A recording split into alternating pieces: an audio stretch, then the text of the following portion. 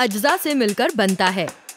जब कोई बहुत ज्यादा बीमार होता है तो डॉक्टर उसे खून का मुआयना करवाने का मशवरा देते हैं। लेकिन क्या आपने कभी देखा है कि मुआयने के लिए खून किस तरह लिया जाता है?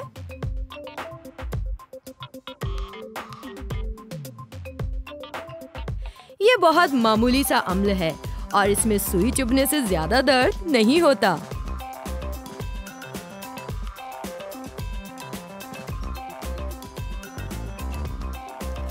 इसके बाद खून को मुआयने के लिए एक इम्तिहानी नली टेस्ट ट्यूब में रखा जाता है और उसे सेंट्रीफ्यूग मशीन में रखते हैं।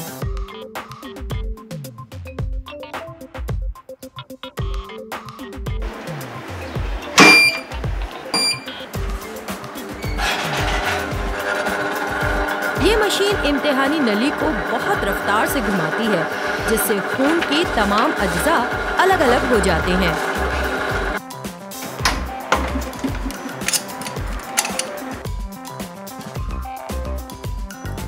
आप यहाँ 3 अलग-अलग सतहें देख सकते हैं। ऊपर हल्के पीले रंग का सियाली हिस्सा जो प्लाज्मा कहलाता है, ये बुनियादी तौर पर पानी होता है, लेकिन इसमें अलग-अलग किस्म के प्रोटीन, शक्कर, नमक और हमारे जिस्म के लिए जरूरी दीगर ग़िज़ाई अज्जा शामिल होते हैं।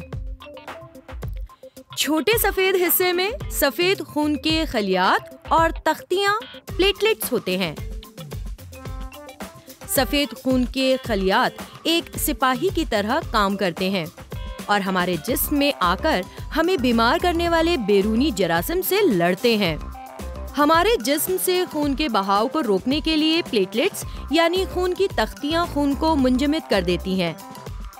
सबसे निचले हिस्से में खून के सुर्ख जसीमों को आप देख सकते हैं। इनमें हीमोग्लोबिन पाया जाता है। हीमोग्लोबिन में आयरन यानी लोहा होता है। खून के फेफड़ों से होकर गुजरने के दौरान हीमोग्लोबिन ऑक्सीजन को जज्ब कर लेता है और जिस्म के पट्टों और उन हिस्सों तक पहुंचाता है जहां इसकी ज्यादा जरूरत होती है।